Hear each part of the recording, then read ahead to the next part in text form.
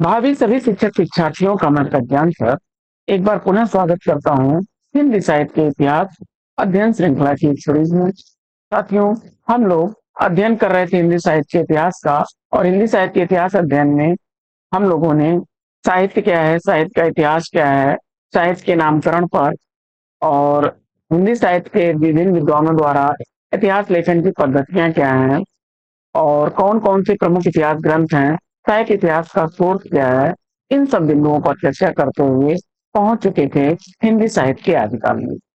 और हिंदी साहित्य के आदिकाल में हम लोग अध्ययन कर रहे थे हिंदी साहित्य के आदिकाल की साहित्यिक परिस्थितियां। तो आदिकालीन परिस्थितियों पर हम लोग चर्चा कर रहे थे। तो आज की पाठचर्या को वहीं से प्रारंभ करेंगे जहां पर पिछली पाठचर्या ने लिया था विराम। तो आदिकाल की परिस्थितियां।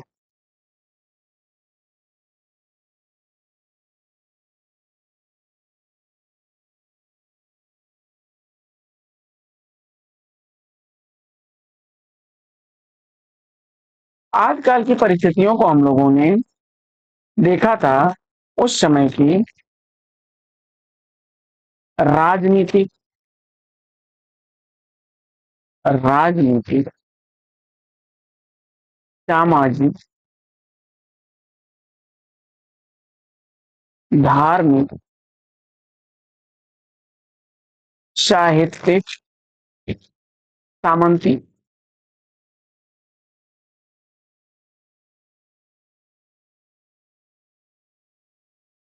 सामंती और साहित्य,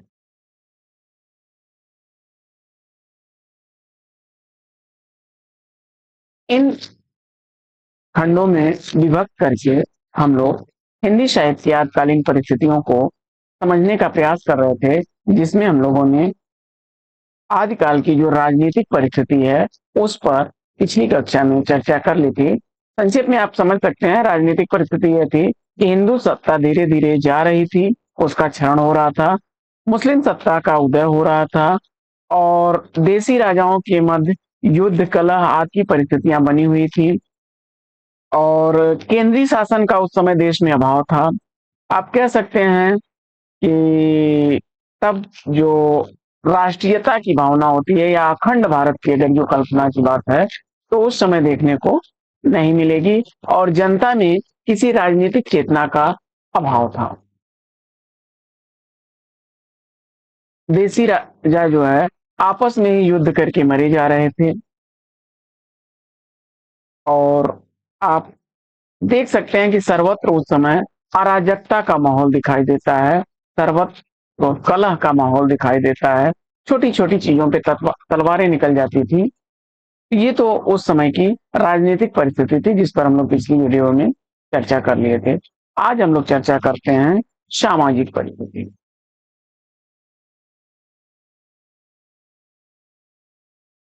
सामाजिक परिस्थिति साथियों, उस समय का जो समाज था वह भी बहुत अस्थिर समाज आपको देखने को मिलेगा। समाज में अस्थिरता थी। कहीं जनता में जो है अंधविश्वास फैला हुआ था, जनता में अंधविश्वास था।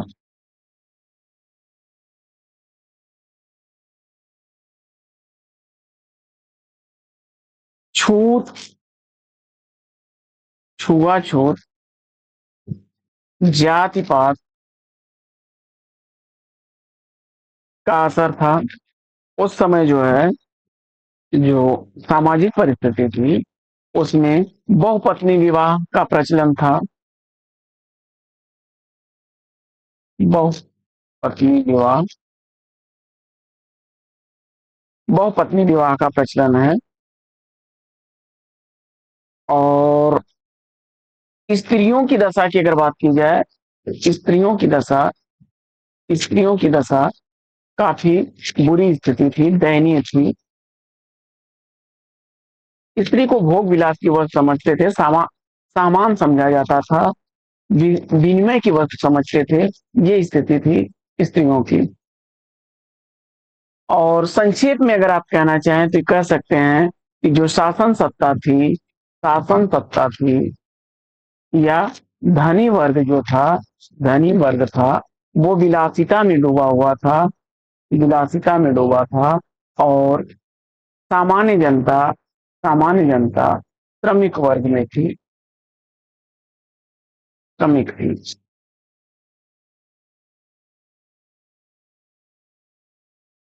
और सामाजिक स्थिति आप कह सकते हैं एक तरह से ह्रासोन्मुख से पतन की तरफ थी। तमाम रूढ़ियां फैली हुई थी, रूढ़िवाद से लोग ग्रसित थे, परंपराओं को लेकर के परेशान थे।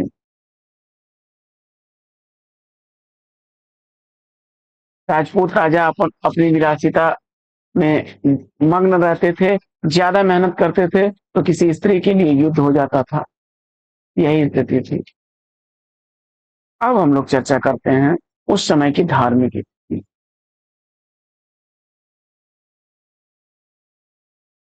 सामाजिक हाँ, सामाजिक के बाद धार्मिक स्थिति को देखते हैं। धार्मिक परिस्थिति आदिकाल की जो धार्मिक परिस्थिति है वह भी बहुत अच्छी नहीं है। धार्मिक परिस्थिति में आप देखेंगे तो शैव, वैष्णव, जैन, बौद्ध अपनी अपनी विचारधारा को लेकर के मतभेद में थे, संघर्ष था, एक दूसरे के प्रति जो है मतभेद था, संघर्ष था।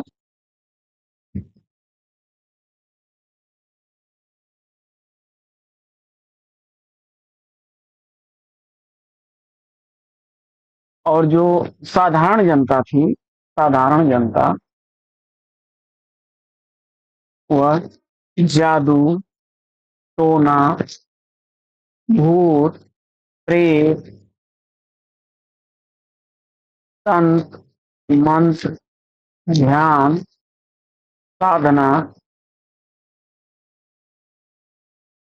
इसमें लिप्त थी।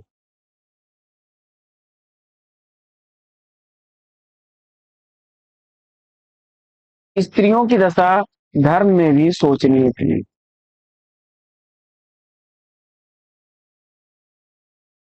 अच्छा, सभी लोग जो है अपने अपने आदर्शों से हट करके अनावश्यक युद्ध में गिरफ्त थे। चाहे वो शैव हो, चाहे वैष्णव हो, चाहे जैन हो, चाहे बौद्ध हो, सब अपने अपने आदर्शों से हट चुके थे और कहीं न कहीं वो अपना एक नया आयाम, नया रास्ता तय कर रहे थे।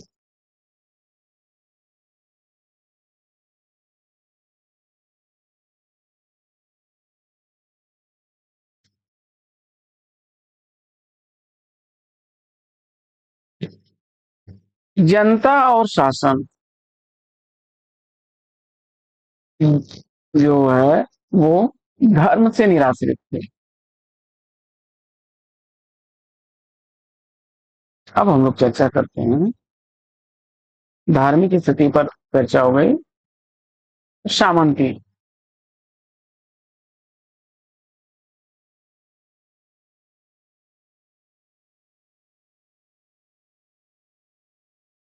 सामंती परिस्थिति ये थी कि स्त्री को जो है वस्तु समझ लिए थे। सामंती वर्ग जो है, स्त्री जो है वो वस्तु के रूप में थी, धर्म जो था वो ऐहिक रूप में था। और राज दरबार में राज दरबार में केवल ऐश्वर्य का चित्रण हो रहा था, ऐशो आराम, सुंदरियों का वर्णन, तमाम कपोल कल्पित कथाएं फैली थी। अब अगर बात हम करें साहित्य की,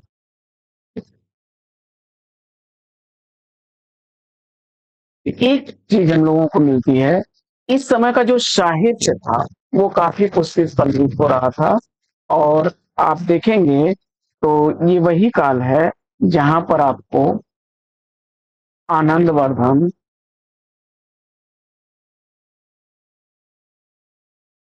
अभिनव गोप,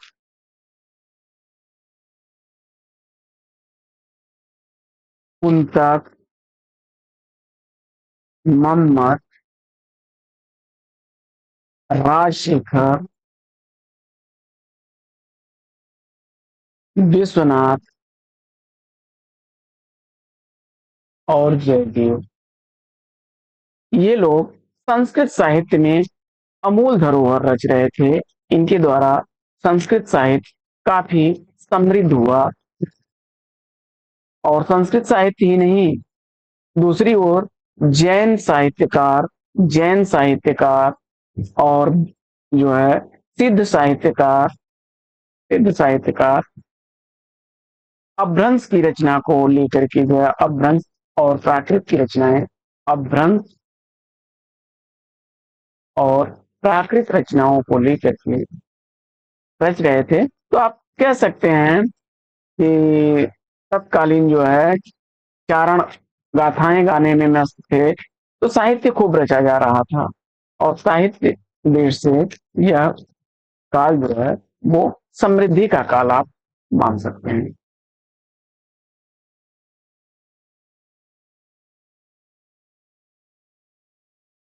आदिकालीन साहित्य की विशेषताओं को अगर हम देखें, तो राहुल सांकृत्यायन जी ने जो है तीन तरह की विशेषताओं का उल्लेख किया है। राहुल सांकृत्यायन जी ने राहुल सांकृत्यायन जी ने तीन तरह की प्रवृत्तियां ने बताई हैं। एक, आध्यात्म या रहस्यवाद, अध्यात्म या रहस्यवाद। दूसरी प्रवृत्ति रही है निराशावाद की, और तीसरी प्रवृत्ति रही हमारी युद्धवाद, युद्धवाद या वीरवाद।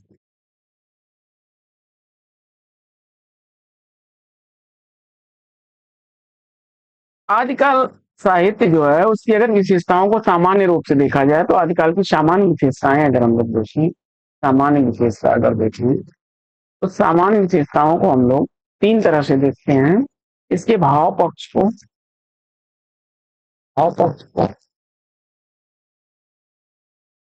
दूसरा कला पक्ष,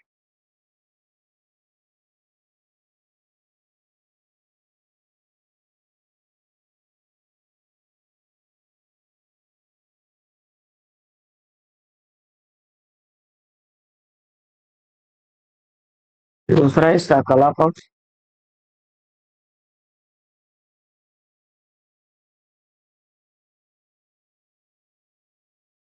और तीसरे में आप कह सकते हैं अन्य या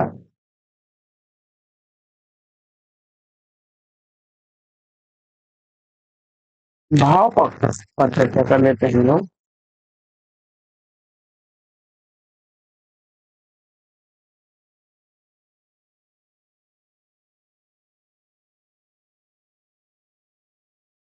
भाव पक्ष में आप देखेंगे युद्धों का सजीव वर्णन,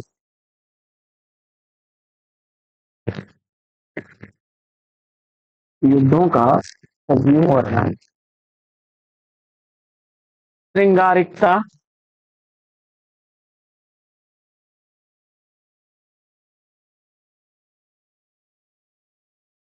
आश्रयदाताओं की प्रशंसा,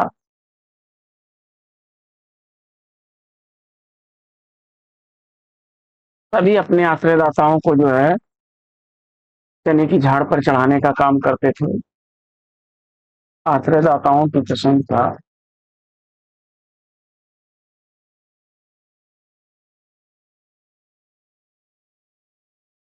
दरबारी साहित्य,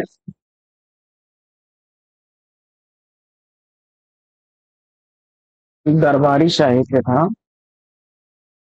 जो तुमको पसंद हो वही बात कहेंगे, तुम दिन को अगर रात को रात कहेंगे, ये भाव था। चारण गाते थे लोग राजा के लिए। और राष्ट्रीय चेतना की अनुपस्थिति।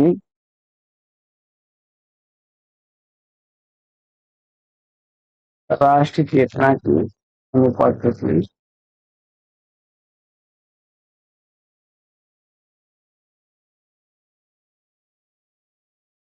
रासो ग्रंथों की प्रचुरता।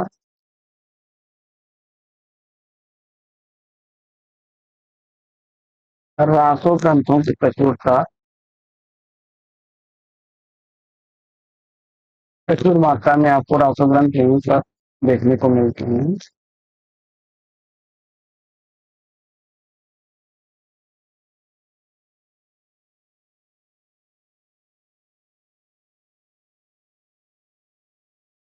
वीर गाथाएं।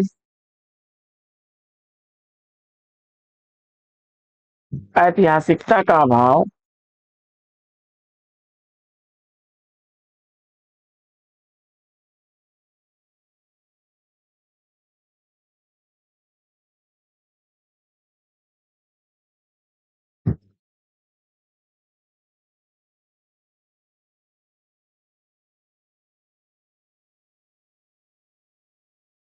ऐतिहासिकता का अभाव है प्रकृति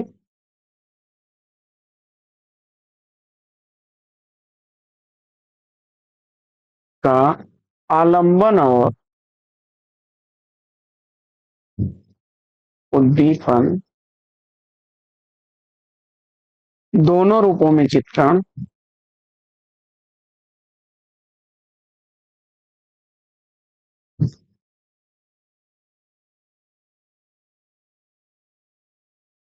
कथानक में रूढ़िवादिता।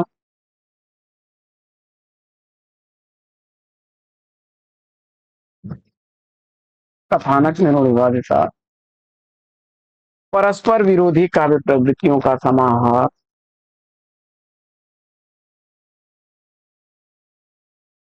विरोधी काव्य प्रवृत्तियों समाहार।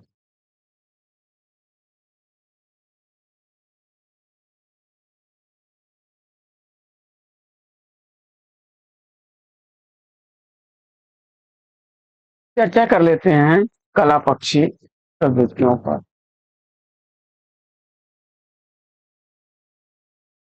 कला पक्षी विशेषताएं। कला पक्षी विशेषताओं में प्रबंध एवं मुक्तक काव्य लिखे गए।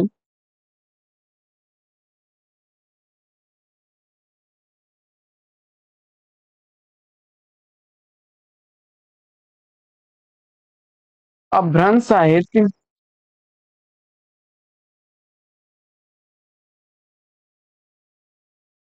डिंगल। पिंगल। मैथिली। खड़ी बोली।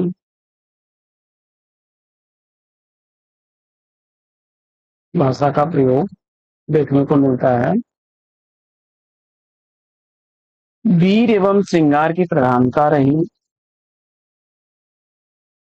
वीर रस एवं श्रृंगार रस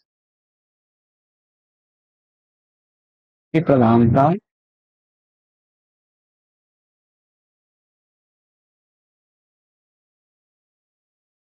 दोहा। सोरठा। छप्पर। तोतक।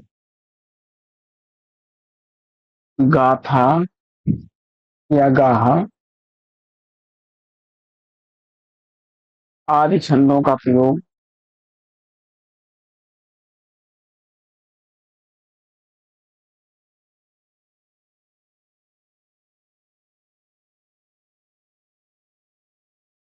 अतिशयोक्ति अलंकारों की प्रधानता। अतियोक्ति तथा अतिशयोक्ति अलंकार की प्रधानता।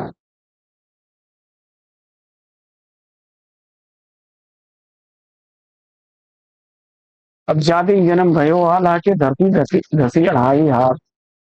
क्या है अतिप्रयोग जो है।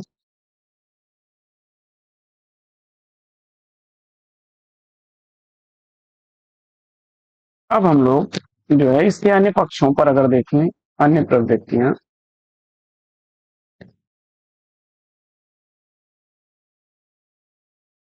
अन्य प्रवृत्तियों में नायक के मार्ग में शैतानी शक्तियों का आक्रमण,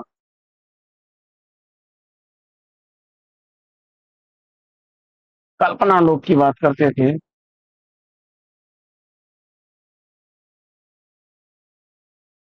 अचानक नायक को दैवी शक्तियां मिल जाना, नायक को पराशक्ति,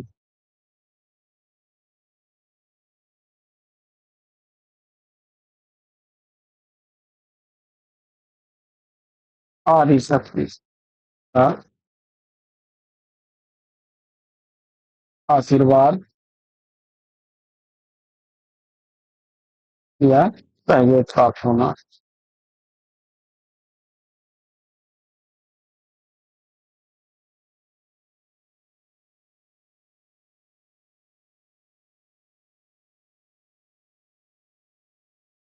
आशीर्वाद या सहयोग प्राप्त होना।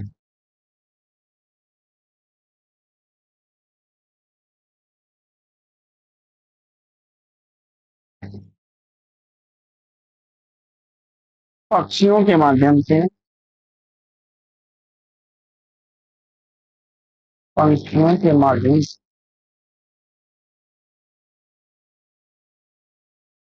कथा संवाद करना।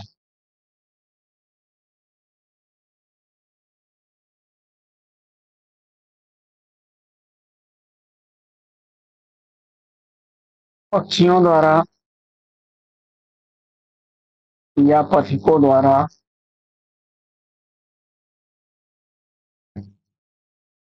संदेश भेजना।